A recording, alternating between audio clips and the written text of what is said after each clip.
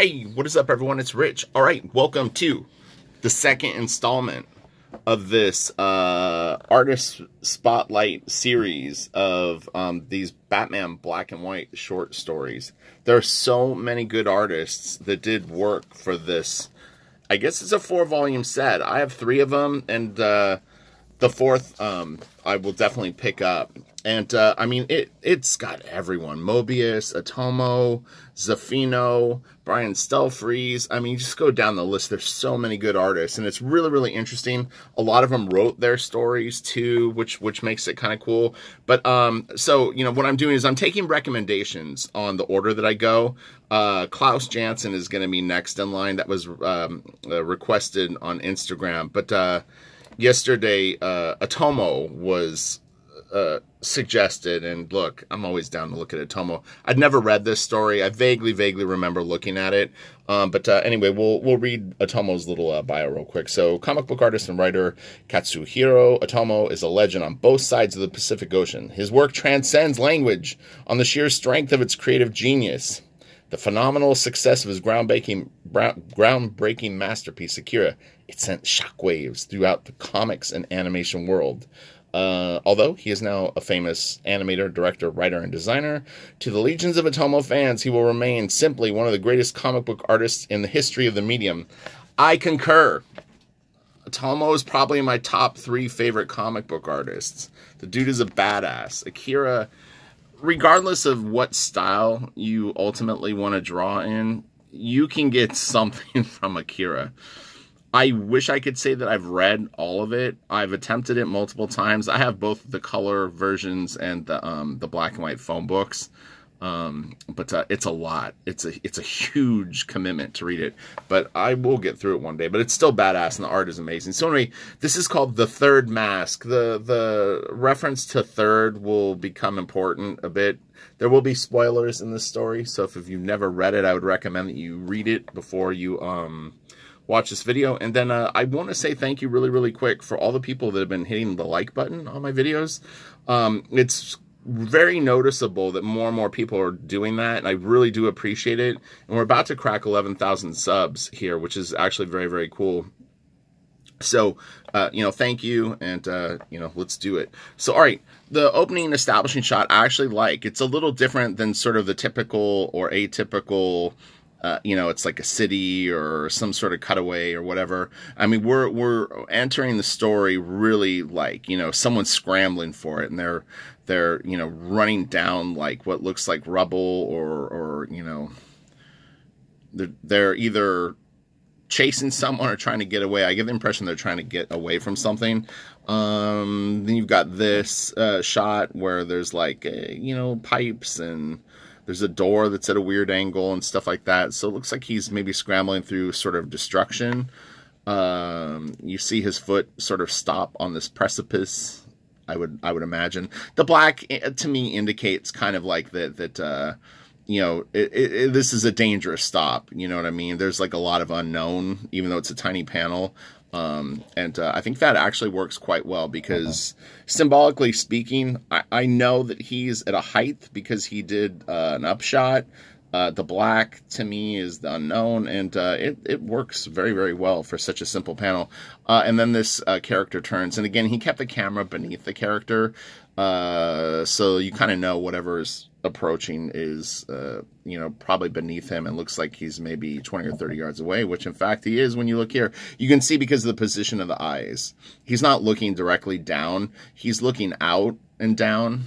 So stuff like that is important. You would be amazed at, like, you know, how important just the placement of the pupils and stuff like that is. This is a great shot. The only thing that kind of threw me on this is this starts to look a little foresty to me. Those look like trees, and it doesn't clearly indicate the same sort of personality that this has. It's close, but not quite. But I mean, this could be like a graveyard with trees or something like that. But they're basically in like the bottom of like a building that's been just completely destroyed. Like the walls have been blown out. You're going to see there's another panel that's actually very difficult to read. But that's a beautiful shot of Batman, too. I actually like how he did the sort of horizontal lines behind him. I think that's a really nice effect. And then that kind of flamey stuff at the bottom of his cape. It's really, really cool. It looks great.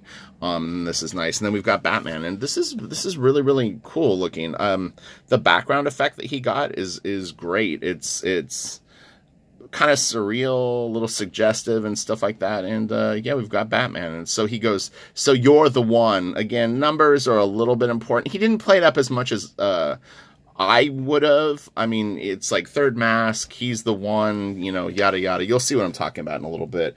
But you know, obviously English isn't Otomo's like mother tongue, so you know, the fact that he was able to write and draw an American comic book character, I think, is a testament to like how talented he is. So this was the panel. This doesn't read very, very clearly to me. I think the black around everything makes it very confusing. It looks like a box or just like some random, like a pouch. It's very, very difficult to tell what it is.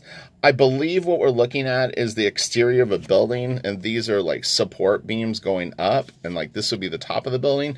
It's very, very difficult to tell, and I don't know what this is. If someone can make it out better than I can, let me know what you think this is, because I can't tell, which is bad. I'm not saying that Otomo's bad. I'm just saying that like you want to avoid stuff like this that you really can't tell what it is in a story.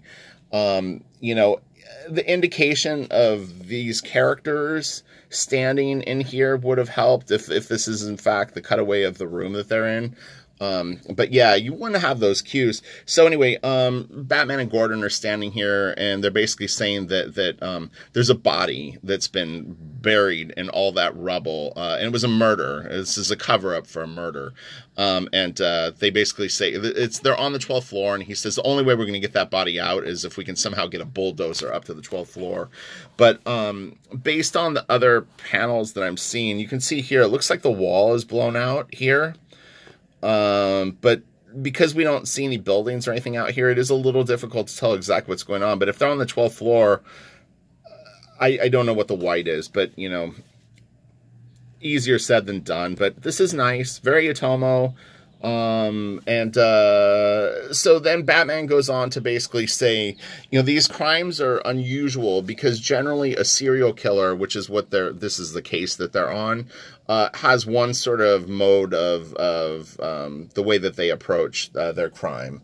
And this one seems to like skip around. You know, one is a knife murder, one's a gun murder, one's, you know, blows someone up.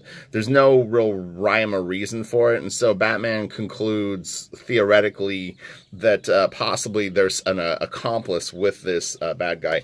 But now this is a little unusual, too, is the guy is, I guess, still in the room as they're talking. I don't know why there's not cops around him or that he's not cuffed or whatever, but it's like they're kind of just going through the scene of the crime. The guy is like cowering in the corner, but you know, anyway. So Batman says, you know, what have you got inside you makes you do what you do? And he basically says, well, I ain't that different than you, homeboy. He didn't literally say that, but that's how I took it. A big, strong man like you, Batman.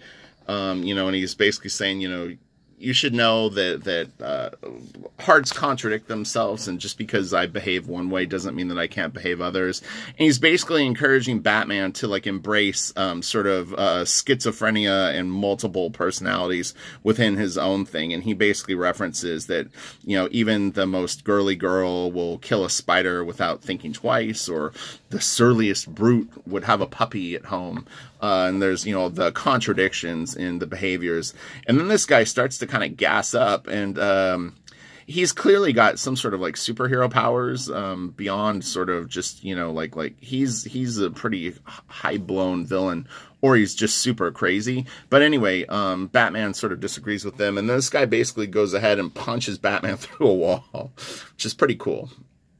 It's actually, you know what? I kind of make the story funner than it was to read. I have to say, like, watching this back, it's like, it's a good story. This is better. No.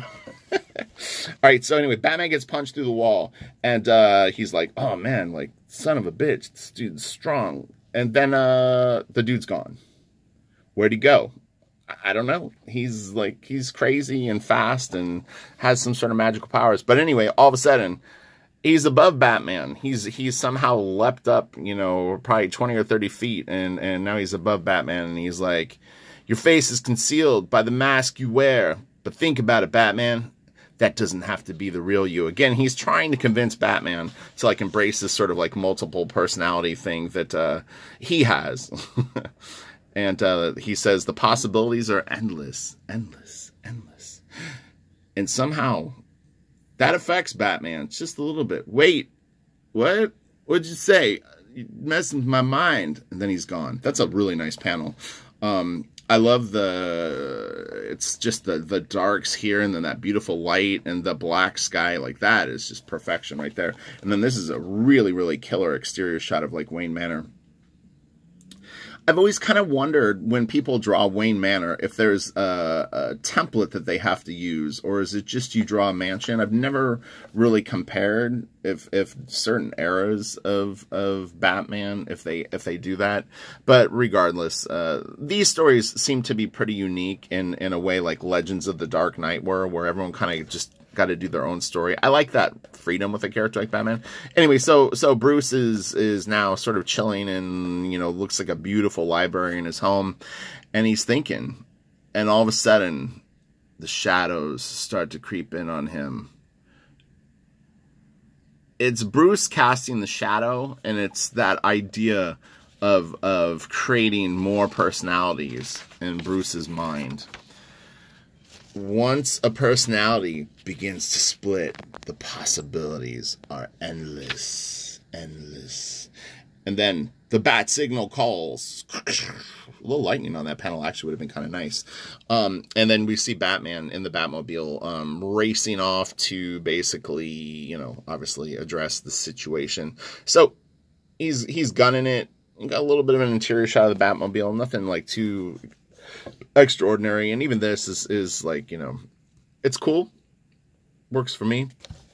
This stuff is pretty detailed, honestly. And then we've got I think it's like an electric or a gas plant, and they're basically saying like if this thing goes any further, the whole thing is gonna blow up. And here we've got our villain again, up to no good. This time the serial killer, I guess, is gonna destroy a power plant. So this guy's all over the map. He just wants to fuck shit up all the time. All right, so he's like, oh, there you are, Batman. You see me? You know how I want you. And what he wants Batman is he wants Batman to split, like Roseanne Barr. She used to claim she had like a bunch of personalities. I have that too. It's just called moods. So when I'm in a bad mood, it's bad rich. Happy rich is a different rich.